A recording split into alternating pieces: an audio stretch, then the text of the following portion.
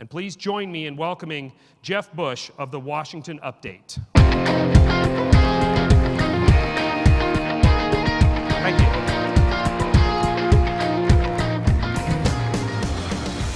I appreciate the opportunity to be here today. Thank you very much. You know, as a speaker, you think, you ought to start with something positive, something happy, if you will. And being a political and tax speaker, sometimes I'm a little challenged to find that happy place, as you might know. The good news is today is quite obvious. The bar opens as soon as I'm done speaking. So that's the good news.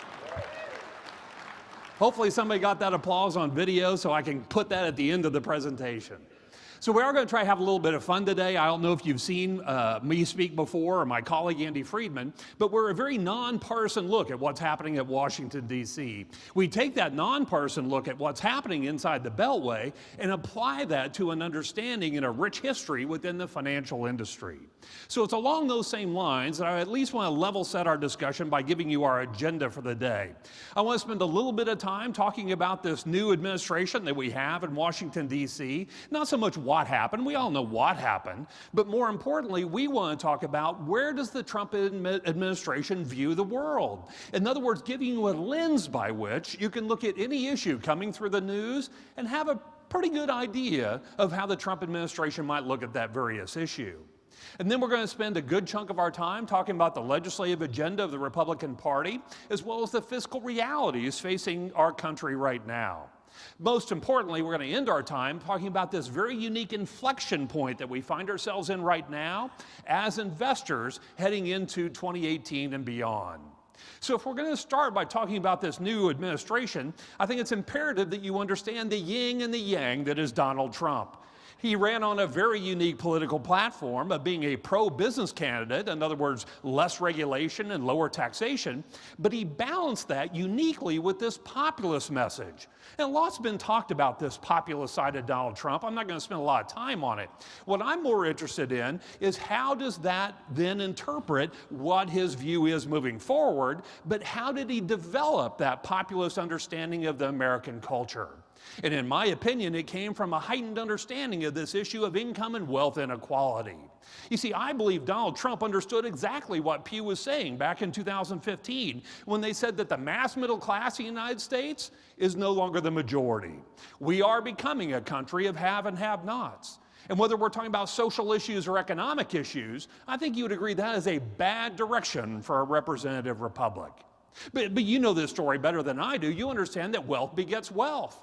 To the extent that our clients have been invested in the market during this recovery period, they've had a fantastic rate of return. And that's continued through 2016 and 2017. But if you're like the mass majority of Americans, they're solely dependent on wages to drive your wealth, that growth has been pathetic.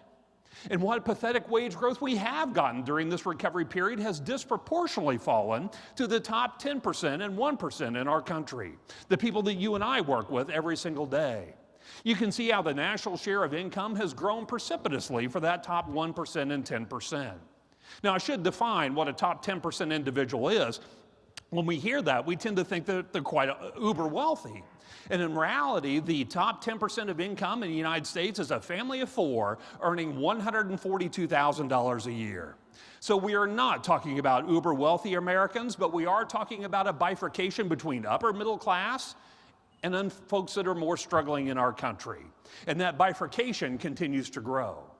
The challenge is the two parties just have very different opinions as to how to deal with that reality. The Democrats believe that capitalism, by definition, favors the wealthy, and there's a role for an active federal government to redistribute that wealth through the progressivity of the U.S. tax code. In other words, wealthy individuals paying a disproportionate share of any tax increase. Now, Republicans quickly retort. They say, Democrats, you have it all wrong. It's all about economic growth. And anything that we do as a government to overburden job creators or wealth creators only thwarts that growth. We need to be backing ourselves out of that economic equation. Ladies and gentlemen, let me reintroduce you to the pro-business populist platform of Donald Trump. You can see he took portions of both of those scenarios to put forward his unique political platform in 2016. Now, how that manifests itself is quite interesting. A lot of people, especially Republicans, really scratch their head in disbelief that Donald Trump made that deal last week with Nancy Pelosi and Chuck Schumer, the one that gave us that short-term continuing resolution, as well as gave some money to the Harvey relief effort. Quite honestly, we weren't. It's perfectly in line with Donald Trump's populist portion of his platform. And the two parties were, quite honestly, really challenged with how to deal with this new type of president, but specifically the Democrats. As a matter of fact, Nancy Pelosi came out of the big Democratic confab in February of this year, and she tried to lay out what the Democratic strategy is moving forward. And she gave us this incredibly insightful quote back in February. She said, "You know, this president is dangerous to children and other living things." So you can see the Democrats were a little off their game in early 2017.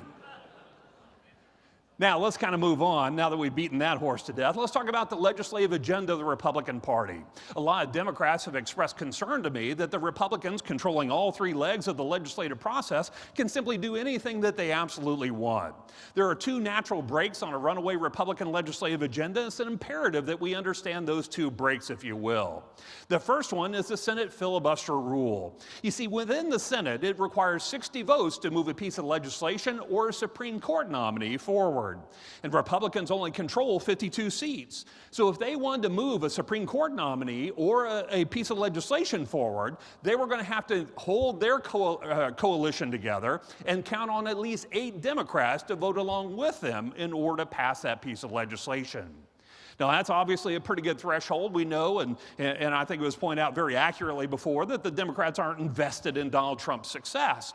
So the Republicans were left with only a couple of other options. One was to simply bust the filibuster. The filibuster rule is just a Senate rule. And inside the Senate, while it takes 60 votes to move a piece of legislation forward, does anyone know how many votes it takes to change a Senate rule? 51. Well, they have 52 seats, so they can change any Senate rule they like. And they simply did that. They changed the rule around the Supreme Court nominee, requiring only a simple majority in order to move that nominee forward to the Supreme Court. And that's exactly what they did by busting the filibuster, just as Harry Reid did back in 2014 as it relates to presidential nominees.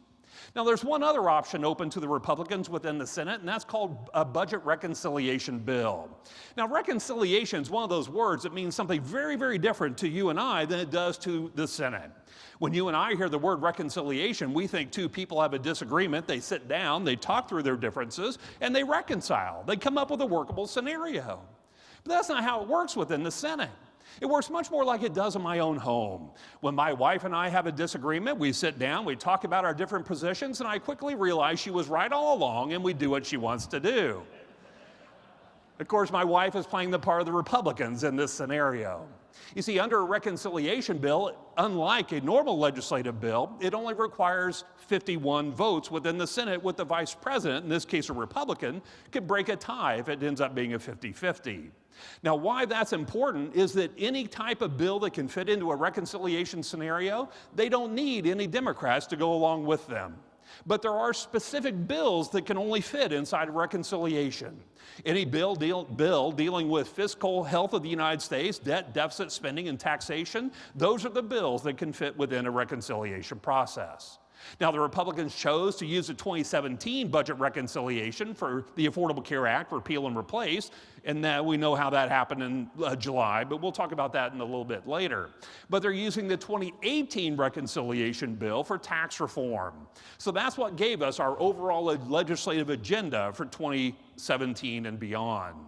But there's one other break that we need to be aware of inside the Republican Party, and that break is the fiscal conservative Republicans. Think how many Republicans ran campaign after campaign after campaign about getting the debt and deficit under control.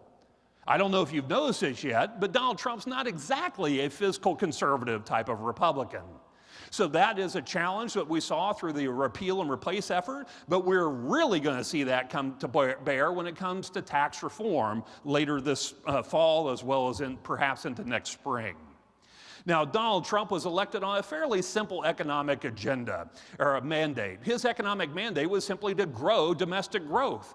And he wanted to do that by renegotiating trade agreements, but also repeal and replace the Affordable Care Act, tax reform, and deregulation. And as was pointed out earlier, they're making some good progress on the deregulation front, but we're going to spend the majority of our time on these other three issues, starting with trade and foreign relations. Donald Trump ran on America First, peace through strength type of platform. It really was a rejection of globalism because Donald Trump believes that globalism is what has really hurt good-paying, blue-collar, middle-class jobs in the United States. He could care less about promoting democracy around the rest of the world like a George W. Bush. He's focused on domestic growth and domestic growth only. Now, tactically, what that means is that he wants to renegotiate the idea of what role the United States plays with trade around the world. He wants to move away from regional or multinational trade deals like NAFTA and Trans-Pacific Partnership towards one-on-one, what they call bilateral trade agreements. As a businessman, he knows if you're the one writing the check, and of course the United States is generally the one writing the check, we can negotiate a much more effective and efficient trade agreement one-on-one with each individual country. Because we can tailor that agreement to the unique relationship and trade relationship between these two countries. We don't have to worry about what the rest of the region's doing. We can focus just on what that country has to offer to the United States. That's just his business background, and I can see that it makes a lot of sense. Now, George W. Bush was right back in 2000 when he said the problem with imports is that more and more of them are coming from overseas. You're a smart audience. Sometimes it takes a little time for an audience to get that one. Good for you. So what I thought we'd talk a little bit about is what happened last night as well. And what I mean by that is the DACA dinner agreement last night. Donald Trump met with Chuck Schumer and Nancy Pelosi last night again, and they seem to have struck a basis by which they can come to an agreement around allowing the Dreamers to stay in this country without risk of deportation. But there are two issues that I want to make you aware of because it's not a done deal yet. It's going to come down to the magnitude of the border security effort that the Democrats are willing to buy into. The more and more it looks like a wall being built, the more the Democrats will bail on the idea of supporting the bill. But at the same time, the more it looks like it's not a wall, you're going to lose Republican votes. So Donald Trump is trying to really thread the needle on this DACA issue. And it'll be interesting to see whether he can pull it off, not being a real experienced type of legislative individual. But in addition to that, the second thing I want to make you aware of, there's another issue, and it's called unlimited family reconciliation. This is going to be the big issue for Republicans. You see, if these DACA Dreamer kids are brought into a legal status that allows them to qualify for unlimited family reconciliation, that's going to be a no-go for a lot of Republicans. Fully 2/3 of legal immigration in the United States come through family reconciliation. What that means is when I come on board in the United States and I achieve legal status, I can go bring my unmarried children with me. I can bring my parents with me and so forth. And that's what concerns the Republicans, is by legalizing one person, do we actually invite 50 legal people to the United States? And that's going to be a challenge for the Republicans. Now, I need to see a show of hands, and believe it or not, I can see the back of the room. How many of you know that the Republicans want to repeal and replace the Affordable Care Act? Have you heard that? Okay, good. Everybody thinks the Republicans have a health care problem. Ladies and gentlemen, they've never had a health care problem. What they have is a marketing problem. And what I mean by that is if you sit down with a Republican and you say, hey, Republican, what do you want to get out of a replacement plan? They'll say they want children to stay on their parents' plan until they're 26. They want no American to be subject to pre-existing conditions, albeit they would do it differently than the Democrats. And then generally, they believe that no American should be subject to a lifetime maximum benefit. Well, if you understand anything about the Affordable Care Act, you know those are the basic tenets of the law. So they spent 7 or 8 years railing against the Affordable Care Act, saying they wanted to repeal it, and not one day talking about what a replacement strategy would actually look like. And that's the problem they had in early 2017. Now, you have to ask yourself, from a self-preservation perspective, why would they set themselves up for failure like that? And the answer is quite obvious. One, they never thought they'd be in a position where they actually could take a vote to repeal and replace the Affordable Care Act. But more importantly than that is that this issue that they were going to repeal and replace the Affordable Care Act was by measure of tenfold the single largest fundraising issue for the Republican Party since 2009. You and I, when we heard that, if we're Republicans, when we heard they want to repeal and replace the Affordable Care Act, we pulled our checkbooks and wrote a check to the GOP. They got filthy rich on that issue. Now, as a side note, a little bit of a piece of trivia. Does anyone know what the #1 fundraising issue for the Democrats is? Oh my God, the Republicans want to repeal and replace the Affordable Care Act. Send us your money. The net effect of this entire repeal and replace discussion for the last 8 years has been that both parties have gotten filthy rich over our concern on that particular issue. Just interesting to note. Now, a lot of people are scratching their heads, still trying to figure out exactly what took place this summer with the failed replacement strategy. It was a classic seesaw failure within the Senate. They needed to have 50 votes, and of course, John McCain at 1 o'clock in the morning did his famous thumbs down that killed the idea of a replacement strategy. But it was a classic seesaw failure. What I mean by that is moderates couldn't stand the idea that lower income families were going to lose access to that expanded Medicaid coverage or those benefit subsidies. At the same time, conservatives were very upset that what they were voting for wasn't actually a repeal and replace bill. It didn't get rid of Obamacare, it just tweaked it a bit. So for every vote you gained on one side, you lost on the other side. A classic seesaw failure in the United States Senate. Now, that doesn't mean we're done with health care. No, not by a long ways. There are two things that are going, or actually three efforts going on right now in Washington, and I want to make you aware of them. Two of them we're going to dispense with pretty quickly because they're not really going anywhere, but one we'll spend a little bit of time on. The first one is, do we figure out a bipartisan way to actually fix Obamacare? That's being put forward by John Kasich, governor of Ohio, along with governor of Colorado, John Hickenlooper. They're the ones that kind of instituted this concept.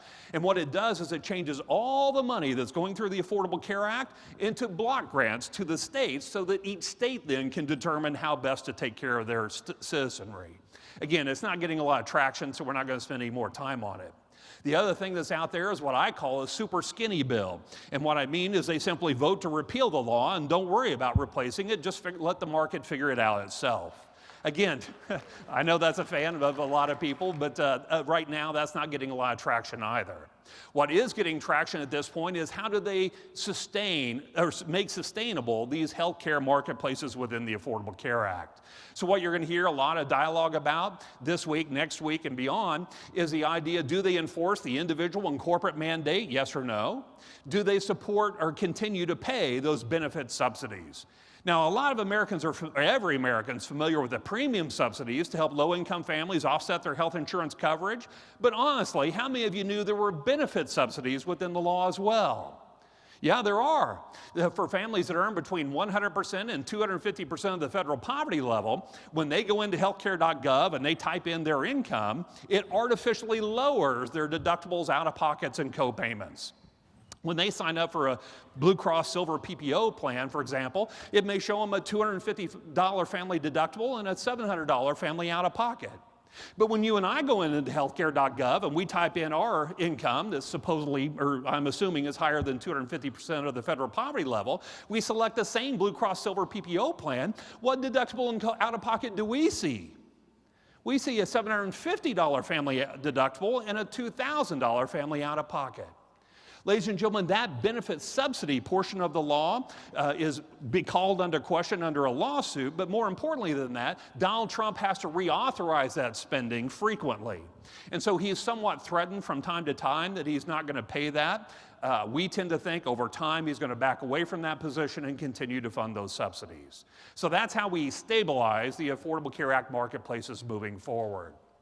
Now, by usually about this time, usually in a smaller room, not something this large, someone will hold their hand up and say, hey, Jeff, is there any way we can get your slides?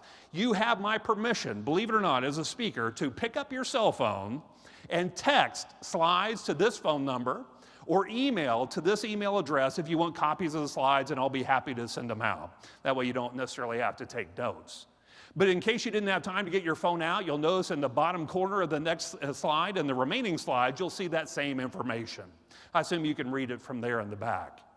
Now, we've talked about some pretty heady issues: foreign relations, trade, DACA, Affordable Care Act. I'm ready to talk about something a little bit more fun, a little more exciting. How about you? Yeah? Let's talk about fiscal realities of our country. How about that? Yeah? So I want to go back to that statistic that I talked about earlier, that the lion's share of the wage growth are going disproportionately to the top 10% and 1%. It's the same data that I showed you earlier. But how many of you get to live on your gross income? Anyone? No, we live on our net income. In other words, after-tax income. So if we're going to talk about how gross wages have grown, it's only appropriate if we actually talk about it in terms of net income. In other words, after tax, what's taken place. And while you can see incomes have grown a lot, they haven't grown nearly as much as the tax burden on the top 10% and 1% in our country. So much so that if you're in the top 10% of wage earners, remember $142,000 a year for a family of four, your share of the national federal tax take is 82%. The highest in history since we put in the income tax code back in 1913. Ladies and gentlemen, we have a very progressive tax rate environment. We just don't really talk about it in that light. But the reality is, it's quite progressive at this point. And I love this unofficial motto of the IRS because, believe it or not, they take it quite seriously. We have what it takes to take what you have.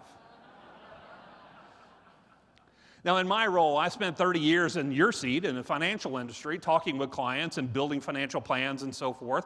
And I still get a chance to informally counsel a few families around the country. And I want to talk about one family in particular that I met late last year.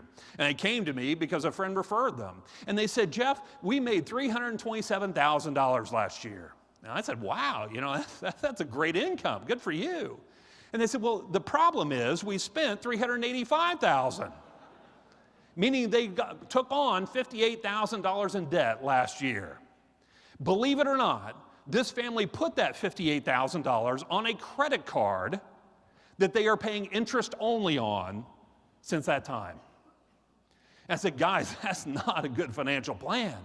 And I said, this is not rocket science. You have to make more money or spend less. And they took my advice to heart, and they said, okay, great. And I checked in with them just a couple of weeks ago, actually. And when I talked to them, they said, the good news is this: we're on pace to earn $340,000 this year. And I said, that's impressive. The ability to grow your income by 5% in the economy we're in right now, good for you, that's awesome. And they said, well, but Jeff, we spent $396,000. In other words, we're adding $56,000 to that same credit card. And so now I have to dig a little bit deeper. I said, was this just a one-time thing? Maybe you kicked a kid off to Ivy League or something like that. I mean, why are you doing this? And they said, Jeff, we'll come clean. We've been doing this for some time. We've been doing this for so long that we've racked up $2 million on credit cards that we're paying interest only on every single month. Now, you get to be the banker here. If I brought this family to you and I said, hey, I want you to consolidate this $2 million loan. By the way, they have no intention of stopping their spending habits that they've acquired. Would you take on that loan? No, of course you wouldn't. And I'm sure most of you have guessed, I'm not telling you the story of an American family. I'm telling you the American story with just 7 less zeros. This is where we stand in the United States right now fiscally. This is our balance sheet on an annual basis. It's the difference between that revenue line and the spending line that I want to pay a little more attention to. That's our annual budget deficit. That's how much money we're putting on that proverbial credit card every single year. So this is a chart showing the history of our revenue and spending for the last several years, but you notice a distinct trend moving forward, that revenue and spending line are distinctly separating more. And I spend a lot of time on panels around the United States, and maybe you've seen me in that situation, but a lot of the times I'm paired with an economist for obvious reasons. And I am absolutely floored how many economists I hear say, Jeff, you're really making a mountain out of a molehill. What's happening is the debt to GDP ratio is only going from here to here. It's not that big a deal. And I said, but hold on a second, how can you discount the entire U.S. history? Well, ladies and gentlemen, we're twice the long-term average debt to GDP ratio compared to where we are today. We're at 75% and the long-term average is 38%. The only time we've been as high as this is World War II. And last time I checked, we've not mobilized the entire free world after fascism. This is of our own making. What's really concerning is what the CBO projects moving forward. And I blame every single one of us in this room because it's your retirement, your Medicare, your Social Security, and so forth. You see the trend line that we're on. We're having fewer babies and we're living longer. That's a problem, fiscally, in our country. Now, just like that family, there are only two ways to deal with it. You can tax more or you can spend less. Those are generally the two basic ways you can deal with it. I know economic growth and some inflation and some other things, but we'll get to that here in a minute.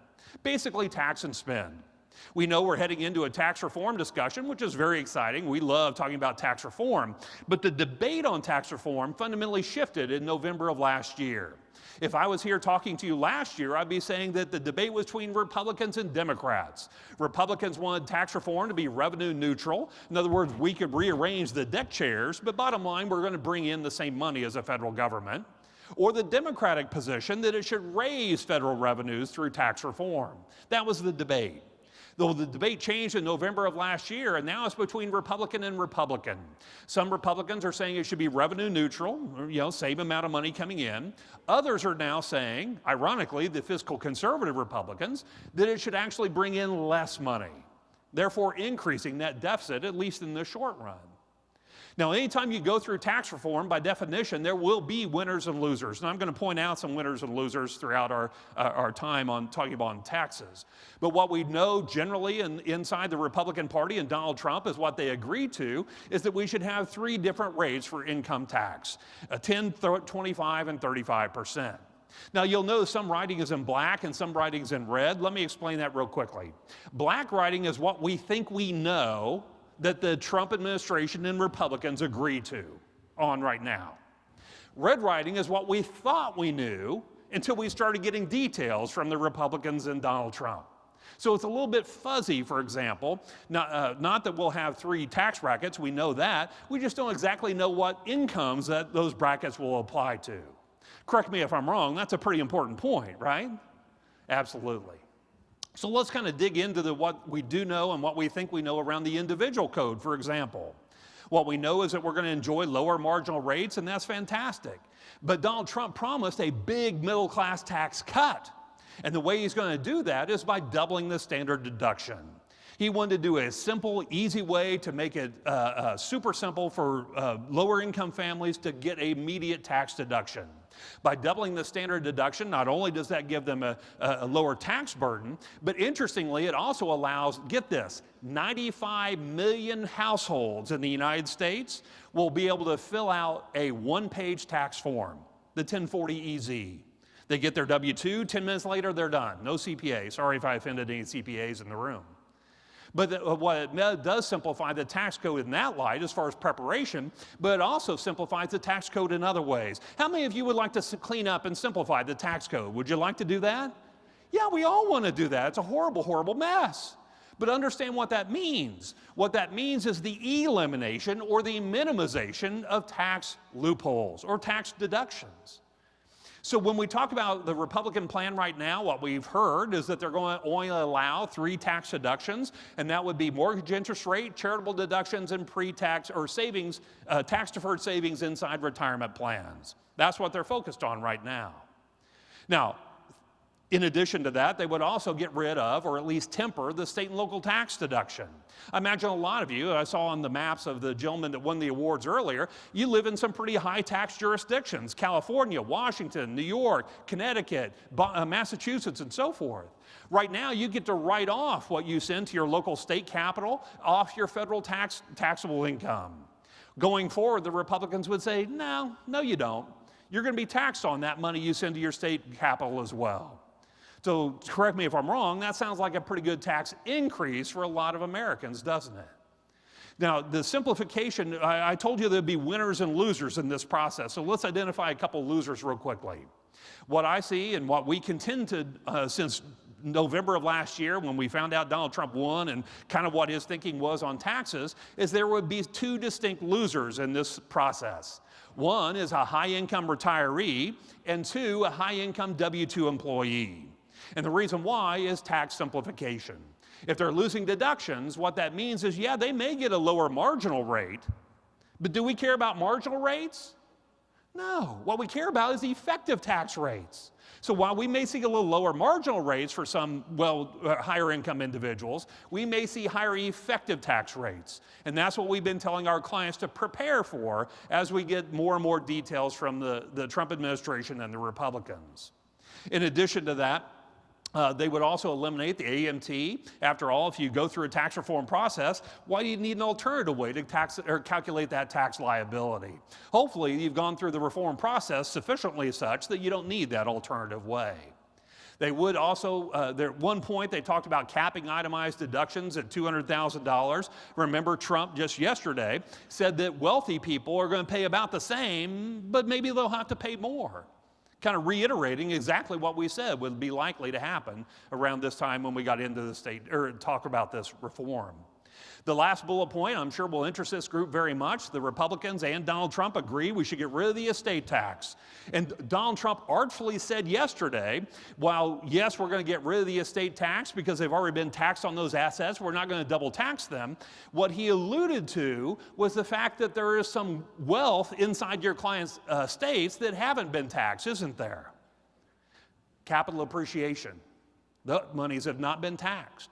Right now, in the estate tax code that we have, we get unlimited, we get stepped up basis, right? Well, the Republicans are saying, well, hold on a second, that money's not been taxed yet. So maybe it should be taxed. What's interesting about that is that that capital gains tax would not come due when the children sell that asset. They would come due 9 months from death. So you and I both know there will be a lot of clients who end up paying a lot more in capital gains taxes than they ever would have paid in estate taxes should they actually make that a core part of their estate planning code. We'll see where that goes, but certainly some of the artful language we heard over the last couple of days makes us think that capital gains or lack of stepped up basis is certainly still in the mix of the dialogue. So we talked about a couple of losers inside this tax code, high-income W-2 employees and retirees, again, because of elimination of deductions. But let's talk about some winners. Some winners are the corporate code.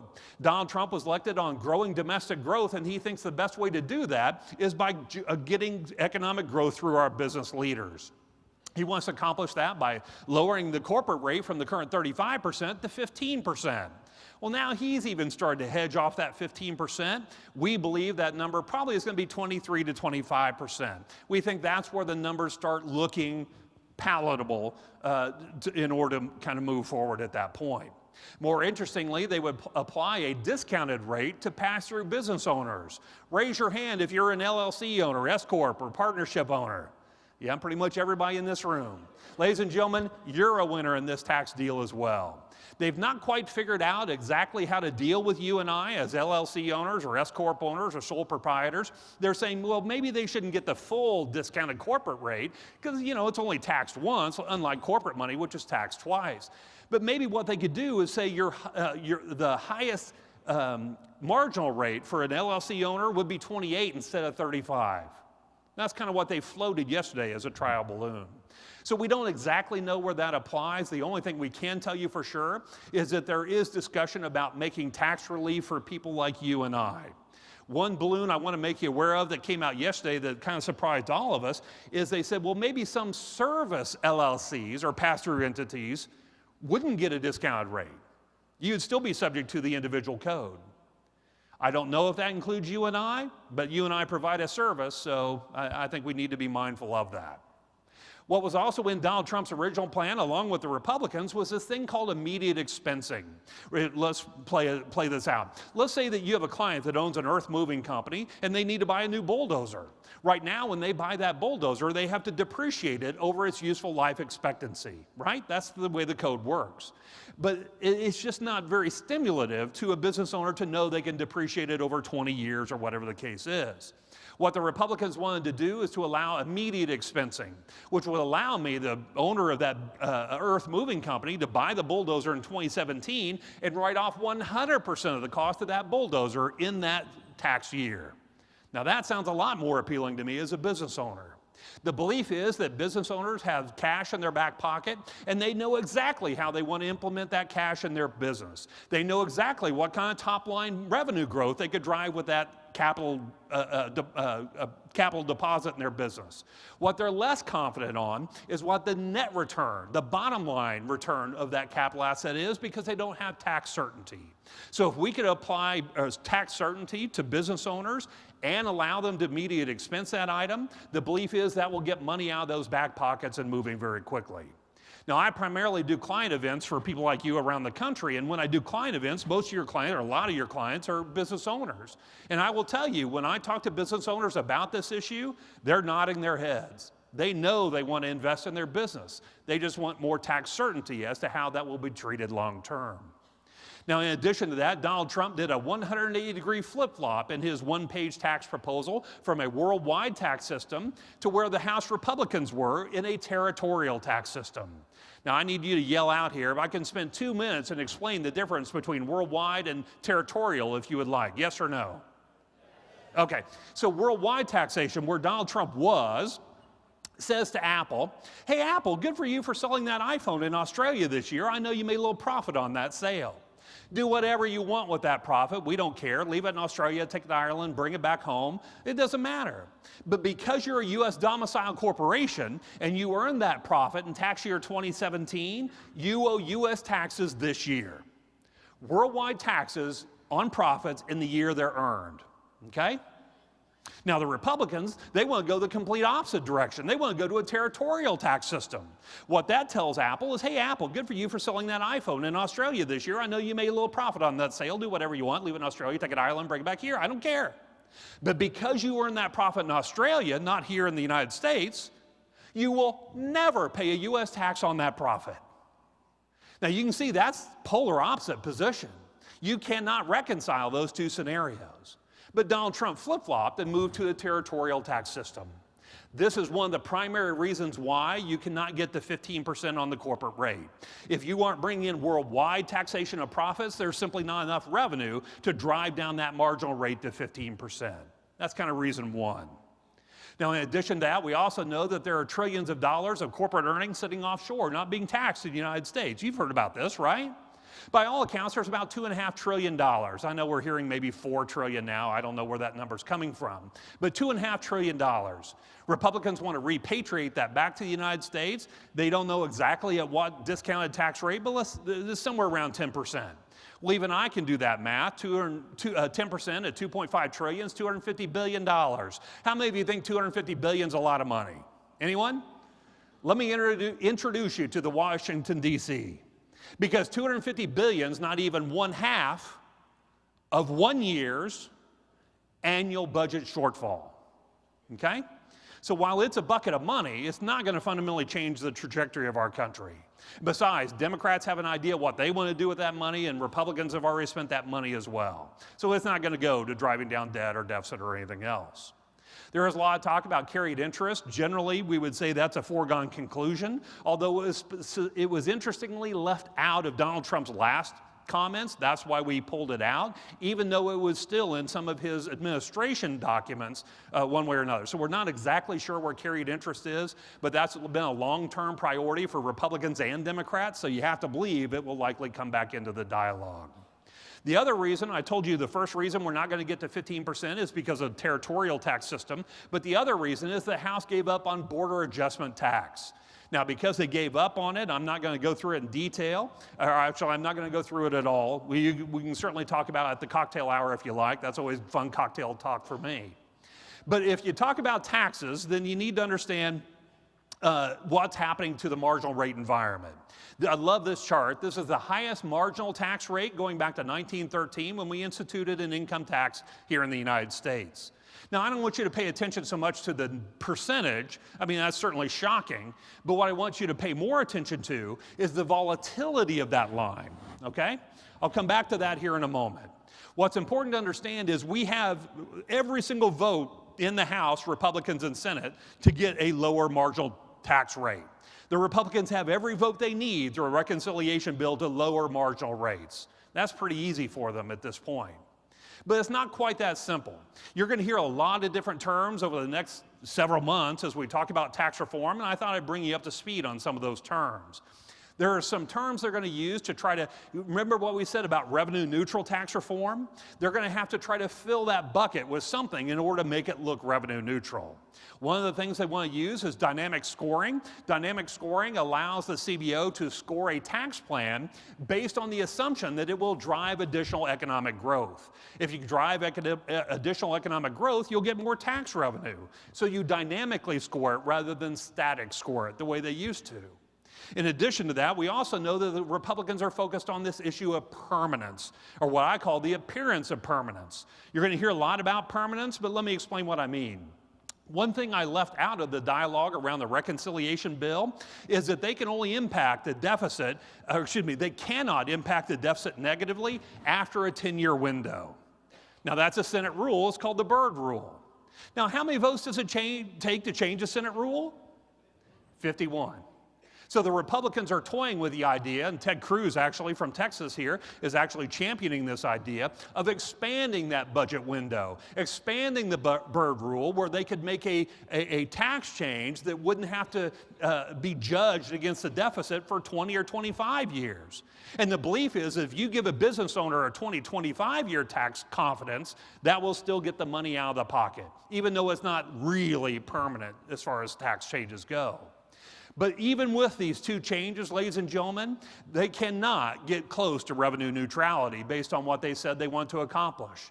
They're still going to need help from another big bucket, and there's only one bucket big enough to fill that hole back up, and that's called tax expenditures.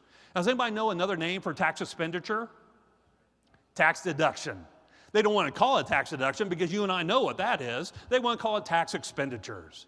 And you can see they've dug themselves a very big hole with the changes that they're making or they want to make inside the tax code. And so now they need to fill it with these tax expenditures. Now, that begs the question, well, Jeff, what are the biggest tax expenditures? Well, thank you for asking. I've made a list of the top 10 for you. The first one is the fact that as an employee of a corporation, you get to pay your health insurance premiums pre-tax. There's no rationale in the code for that. It's a tax giveaway. As a matter of fact, it's a darn big one, $222 billion a year in lost tax revenue because we can pay for our health insurance pre-tax. That could go away. Long-term capital gains at a discounted rate over earned income rates, tax giveaway. There's no reason why. I like to remind Republicans that while Ronald Reagan lowered income tax rates, what did he do to capital gains rates back in 1986? He raised them. He brought income and capital taxes in parity. So we could see something like that theoretically as well. The third one is net imputed rental income. We don't really have a lot of time to get into that. It's a little bit more complicated. But the two I want to call your attention to are actually number 5 and number 6. You can see these are pre-tax savings for retirement. I kind of combine them. The federal government separates them. But if you combine them, that's $136 billion a year. Well, in my books, that makes it number 2. Ladies and gentlemen, the Republicans are actively working with the Department of Labor and trying to reformulate the concept of retirement in the United States away from a traditional 401k and IRA concept of pre-tax, tax-deferred, taxable income to a Roth concept where we pay taxes today, tax-free growth, tax-free income in the future. Why would the Republicans want to do that? $136 billion a year. It helps them with revenue neutrality. Now, this is audience participation at this point. How many of you would like to balance the budget? Would you like to do that this year? Yeah? Let me see your hands. If you don't, I'll skip it. Okay, good, you do. Well, if you want to balance the budget this year, you have to eliminate the top 3. Just gone.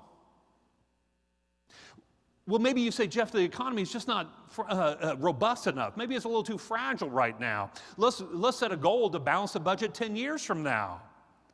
If you want to do that, you have to get rid of all 10. And that's still not enough. That's that increasing sloping curve that I showed you earlier. So what are we looking at? That's only one side of the equation. That's the revenue side. But we also have to talk about the spending side, don't we? And what I mean by that is Donald Trump is saying for the 2018 fiscal budget, he wants to increase defense spending by 10%. But he just doesn't want to cut 10% broadly across the domestic budget. He wants to tactically take it from various agencies, and you can see those agencies here. That disturbs a lot of Democrats for obvious reasons, but it also disturbs a lot of Republicans as well. Not that he wants to increase defense spending, but because he wants to tactically take it from just one side of the budget. And a lot of people say, well, Jeff, when are they ever going to get to bigger numbers? Because this is nothing. This is just changing pockets. And you're absolutely right. The Republicans do want to take some measures against some long-term spending, and those measures are around the safety net programs of CHIP and Medicaid and so forth, by adding a work requirement to those programs. In other words, Republicans are saying, hey, we're happy to help you and happy to support you if you're trying to better your life, and if you're able-bodied and you can work, then you should be working, and we'll support you in that effort. But if you're able-bodied and you're not working, you're choosing not to, then why should we be on the hook? And I think we can all agree that conceptually that makes a lot of sense. In addition to that, we also know that Donald Trump wants to make a down payment on infrastructure. And what we mean by that is not only repair of infrastructure, but also the border wall. Donald Trump believes that infrastructure is his ticket to jobs program. And what I mean by that is blue-collar jobs, great-paying blue-collar jobs, include construction. And last time I checked, you can't build a bridge in China, ship it across the Pacific, and install it in Iowa, right? You need workers in Iowa to build that bridge. And they're good-paying blue-collar jobs. That's why he's focused on infrastructure and the wall and the like, is to build good-paying blue-collar jobs. But the truth is, we're still ignoring the elephant in the middle of the room, no pun intended, because the Republicans are in control, because everything we've talked about, when Congress sits down and passes a budget, they debate a budget, they fail to pass a budget, how many of you know that they're only talking about red and yellow money? Did you know that? They completely ignore all the blue money. Well, some reason, for good reason, we're not going to default on our debt. We have to pay the interest on our debt. But the other issue are the mandatory entitlement programs, making up 63% of our federal budget. That's Medicare, Medicaid, and Social Security. Here's the challenge we have, ladies and gentlemen. Those three programs are growing at 7.2% a year. That 7.2% growth rate is directly comparable to long-term GDP growth. Now, you know better than I. What's GDP averaged over the last 10 years? 2? So we're growing our salary, if you will, at 2%, but our fixed expenses are growing at 7.2. That's that curve that I showed you earlier. Now, we also need to know that there are some short-term things that we need to focus on. These are opportunities, I believe, from an investment perspective. And what I mean by that is we have some issues that we need to deal with later this year. One is the 2018 budget. That short-term continuing resolution only kicked that off until December of this year, but it's going to have to be dealt with at that point. By layering on DACA, if that doesn't get handled before then, it gives the Democrats tremendous power in that debate later this year. The debt ceiling, while it expires or we reach the debt limit in December of this year, we can again use extraordinary measures to buy several months. So we won't be talking about the debt ceiling until 2018 sometime next year. Now, that doesn't mean it's all negative here. I know I've talked about some things that are a little bit downer, but what I mean by that, there are some positives. We know we're doing some kind of tax reform or some type of tax cuts. We know we have relatively low interest rates, even though the Fed's trying to increase them a bit. And we have a good, robust economy through deregulation and so forth. So those are all positives. Now, it doesn't mean those things can't get derailed, and they certainly can. To the extent that the federal government loses control of spending and we see spending actually go up faster than we expected, that would be obviously a negative. In addition to that, Donald Trump is working on these trade deals to the extent that he is successful in that negotiation and we get some good outsized economic growth. Fantastic. That's free money. To the extent that it doesn't go well, that's when we have some concerns about inflation in the United States, higher consumer prices, higher interest rates, and the like. You have to mention the ongoing special investigation at this point. You can't ignore that. I mean, that's certainly an issue out there that's going to be dealt with throughout 2018, early 2018. But long-term, what we're focused on is, do we see excessive spending that would cause excessive borrowing, i.e. higher interest rates and higher inflation? So let me wrap up real quickly. What do we see around the Health Affordable Care Act? We do, as I mentioned earlier, anticipate that Donald Trump and the Republicans will stabilize the marketplaces, even though that upsets a lot of people in this room and around the country who would rather just see the whole thing go away. Second of all, in addition to that, we do not anticipate tax reform getting done in 2017. What we do anticipate is that we could see some tax cuts. We think it would just be way too embarrassing for the Republicans not to at least get tax cuts done when they have all the votes necessary to get that. So we think more along tax cuts rather than tax reform. And in addition to that, this is that inflection point that I started our discussion with today, that I said there's a unique opportunity for you to create value with your clients and prospects moving forward. In my humble belief, the value of advice and the role you play has never been more valuable than it is right now, because we're in a state of flux. And what I mean by that is value for high income, high net worth people like myself moving forward.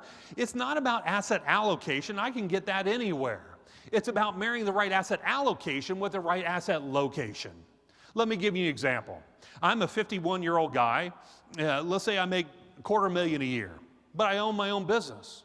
You have another 51-year-old male client making the same $250,000 a year, but he's the C-suite executive as a W-2 employee. Now, we both have 14 years until retirement, so we should have roughly the same asset allocation, right? Allocation is about time frame, not time frame, and we both have that same time frame. But if you have us in the same asset location, you're committing malpractice. You're committing malpractice because our tax realities are so completely different that our asset location should reflect that difference. And what I mean by that is you've made a career out of managing asset volatility, so much so that you've turned it into a science. But what I'm suggesting for higher income, higher net worth people moving forward, value is about managing tax volatility, not so much asset volatility. You can outsource that. It goes right to my retirement strategy. As a 51-year-old, I want 3 equal buckets of money when I retire. I want a bucket of taxable, a bucket of tax-free, and a bucket of tax-deferred. That way, I get to manipulate the tax code for my lifestyle rather than the tax code tell me what my lifestyle will be. One of my biggest concerns for Americans is that to the extent they have saved for retirement, almost 100% of their retirement savings is in one place. Where is it? 401k IRA. One tax strategy when they retire. Whatever the IRS code tells them their rate is, that will determine their lifestyle. I'm not interested in the IRS having that control over my retirement. I guarantee your clients aren't either. What I also know is that this is where we get into some tactical issues around the code.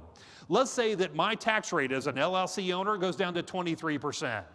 I've been very fortunate. My effective rate's much higher than 23% right now. So last year, when my effective rate was much higher than 23%, I maxed out my pension. I maxed out my profit sharing plan. I maxed out my 401k. I maxed out my wife's 401k. I maxed out my kids' Roth, everything. I was packing money anywhere I could. But if my effective tax rate goes down to 22 or 23%, how much am I going to put in my pension this year? 0. Because I will not be in a 22% effective tax rate the rest of my life. So I'm going to use this tactical opportunity in the code where my effective rate drops to overfund my after-tax savings for retirement. Not worry about pre-tax. I'm at a low effective tax rate, relatively. But here's the interesting thing. Remember, I have my own business, right? What about the W-2 employee? You remember what we said about him? His marginal rates may be going down, but what did we say about his effective tax rate? It may be going up. So what's your advice to that person?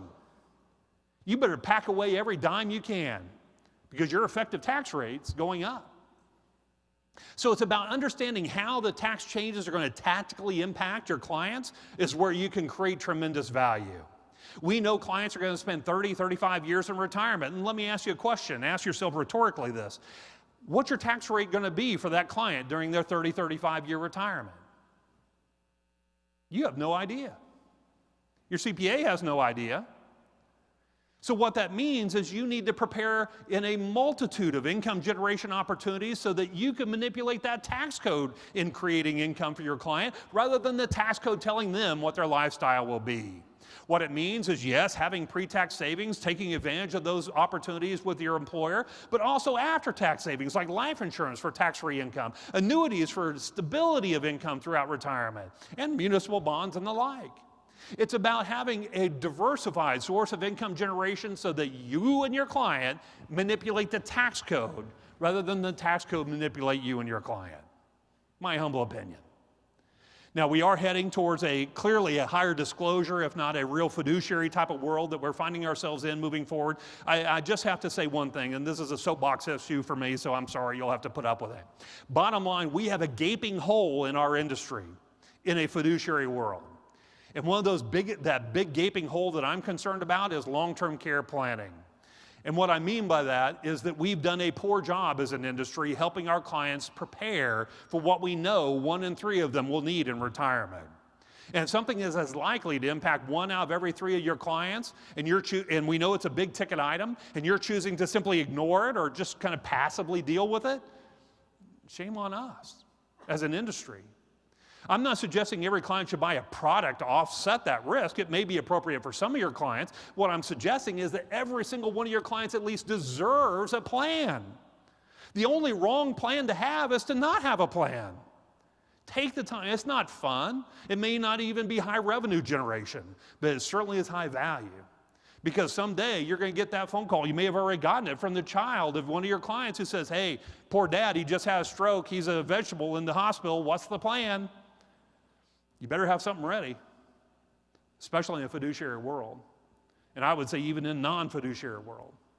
Again, it's a soapbox issue for me. So with that, I've talked at you for about 50 minutes. I apologize. I'm much more interested in what's on your mind and what you're thinking about, and then I'll explain this slide when